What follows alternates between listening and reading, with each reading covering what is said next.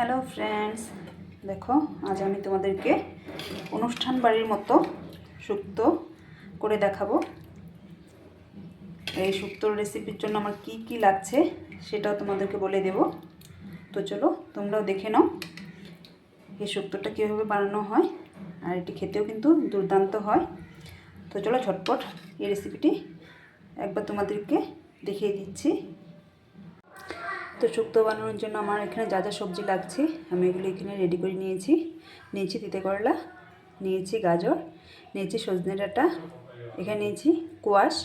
তোমরা চাইলে পেঁপে নিতে পারো, যেহেতু আমার ঘরে পেঁপে খাওয়াটা নিষেধ তাই আমি কোয়াশ নিয়েছি পেঁপের বদলে।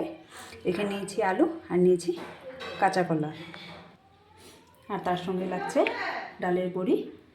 আর এখানে আমি সাদা সর্ষে, পোস্ত আর সাদা তিল আগে থেকে ভিজিয়ে রেখেছি, এটাকে পেস্ট করে নেব। তো সবার প্রথমে আমি যেটা করব আমি শুকনো খোলে একটি মশলা করে নিব। দিয়ে দেবো একটি শুকনো লঙ্কা, দিয়ে দেবো একটু তেজপাতা, এরপর দিয়ে দেবো কিছুটা মৌরি,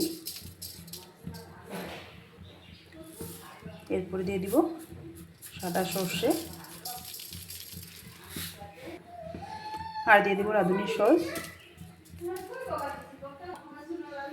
সব কিছুকে আমি একটু ভালো করে ভেজে নিব।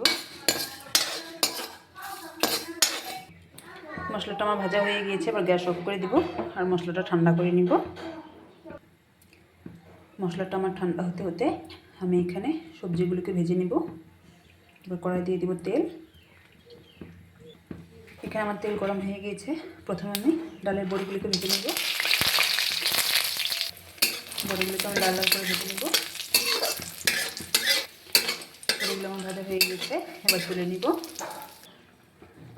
ওই বড়ি ভাজার তেলে এবার আমি তেঁতা করলাটাকে ভেজে নেব।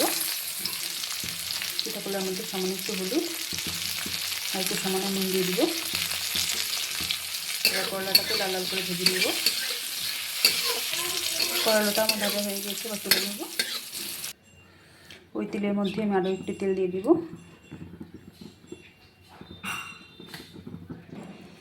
তেল গরম হয়ে গেছে, এবার ফোড়নে দিয়ে দিব শুকনো লঙ্কা আর দিয়ে দিব পাঁচ ফোড়ন।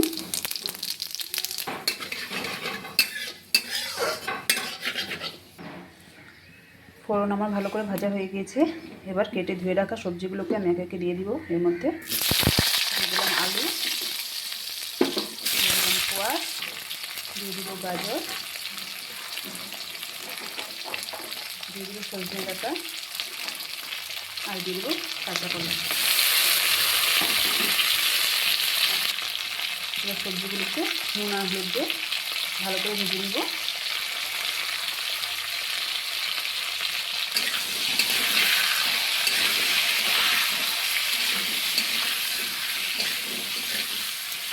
সবজি ভাজা হতে হতে মশলাটা করে নিব। সর্ষে পোস্ত আর সাদা তিল ভিজিয়ে রেখেছিলাম, সেটা পেস্ট করে নিব। এর মধ্যে কয়েক টুকরো আমি আদাও দিয়ে দিব। এবার এটা পেস্ট করে নিব। সবজিগুলো আমার খুব ভালো করে ভাজা হয়ে গিয়েছে, এবার এর মধ্যে পেস্ট করে রাখা সর্ষে পোস্ত আর সাদা তিল দিয়ে দিব। এর মধ্যে আমি দিয়ে দেবো সামান্য একটু চিনি আর দিয়ে দেবো নুন। সব কিছুকে মশলার সাথে ভালো করে আমি কষিয়ে নেব। সব কিছু ভালো করে ভাজা ভাজা হয়ে গিয়েছে, এবার এর মধ্যে আমি দিয়ে দিব দুধ।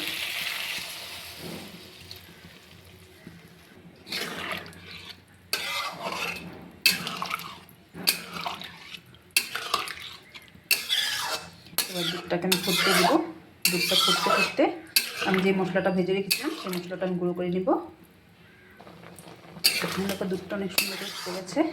এবার এর মধ্যে ভেজে রাখা তেঁতো করলা আর ডালের বড়িটা দিয়ে দিব।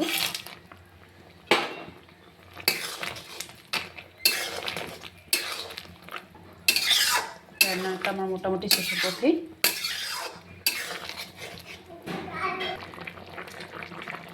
দুধটা আমার ভালো করে ফুটে গেছে, এবার এর মধ্যে আমি ভেজে গুঁড়ো করে রাখা মশলাটা দিয়ে দিব। শুক্তো আমার পুরোপুরি রেডি। এবার এর মধ্যে দিয়ে দেবো ঘি।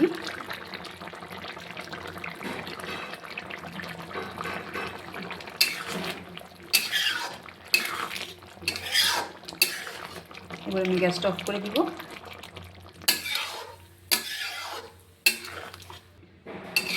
এখন শুক্তো সবজিগুলো গোটা গোটায় আছে, কিছু কিন্তু ভেঙে যায়নি, আবার ভালোভাবে সিদ্ধও হয়ে গিয়েছে। শুক্তো আমার পরিবেশনের জন্য রেডি। তোমাদের আমার এই রেসিপি কেমন লাগলো আমাকে কমেন্টে জানিও। দেখা হচ্ছে আবার পরের ভিডিওতে। ততক্ষণ সবাই ভালো থেকো, সুস্থ থেকো, টাটা।